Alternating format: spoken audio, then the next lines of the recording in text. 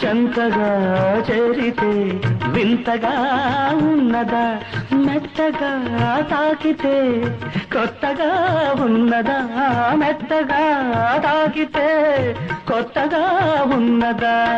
నిన్న కలగా ఉన్నది నేడు నిజమవుతున్నది, నిన్న కలగా ఉన్నది నేడు నిజమవుతున్నది, అనుకున్నది అనుభవమైతే అంతకన్నా ఏమున్నది. వయసు దారి తీసింది, బలపు ఉరకలేసింది, మనసు వెంబడించింది నిమిషమాగక, మనసే వెంబడించింది నిమిషమాగక. రెక్కలు తొడిగిన పరపలాడి రివ్వంటుంది కోరిక, రివ్వంటుంది కోరిక.